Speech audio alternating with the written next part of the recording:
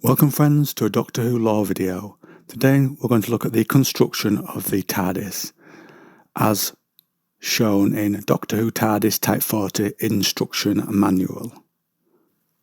Now the Time Academy, where the Time Lords learn much of their command over space and time, offers seminars and courses covering many topics: temporal engineering, theories behind space-time travel, problems in dimensional science, and practical steps in constructing a vessel like a TARDIS. Now, a TARDIS is partly grown and partly built.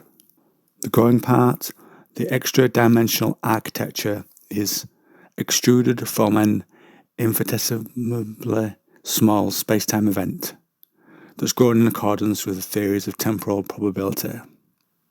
Once it's been born, students will build other parts of it, such as overseeing the fitting of auxiliary functions, and things like the time detector, which, as its name suggests, detects craft pursuing the TARDIS through the space-time continuum.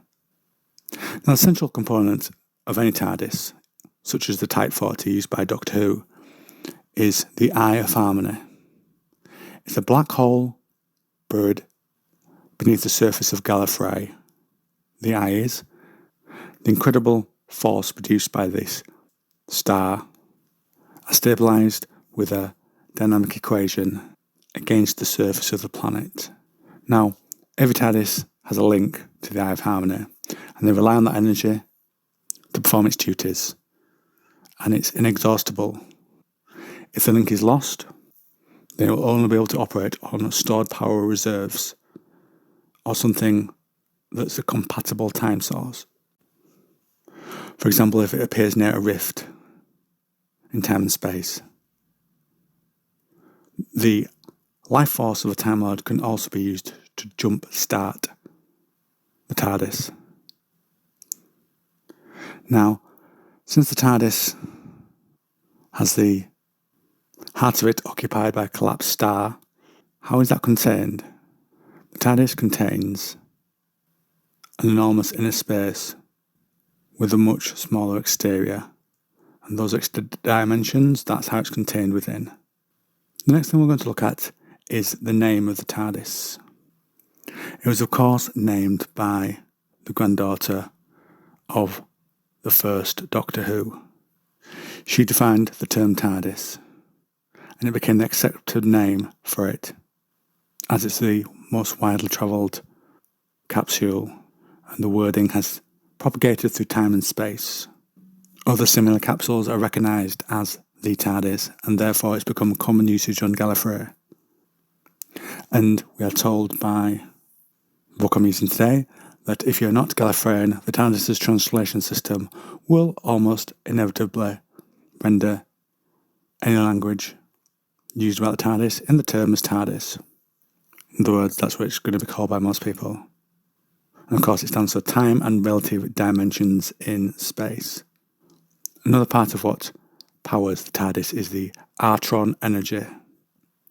Now, the Eye of Harmony generates this energy, and that's what needed to move the TARDIS through the space-time vortex.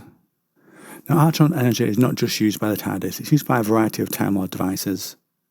The Eye, in giving this power to the TARDIS, creates a high level of background radiation, and that's absorbed by anyone who sets foot inside it. It's mostly harmless, but sometimes this absorbed Artron energy can be used to jumpstart dormant technology if the Artron energy is a suitable power source to give it back life. And we're also told that the Time Lords who have high levels of Artron energy are particularly resilient to psychic attacks and can, in exceptional circumstances, use these reserves to convert their life force into energy that can be used as a power source. Now, the whole thing with the TARDIS, where it's bigger on the inside than it is on the outside, is explained by saying that the interior of the TARDIS is literally inside the exterior. When you go in, you don't enter another realm, you're inside that exterior, because it contains extra dimensions that allow it to accommodate bigger spaces inside smaller ones, another key component of Time Lord technology. So if the outside is shaken, the inside tilts. That effect is transferred.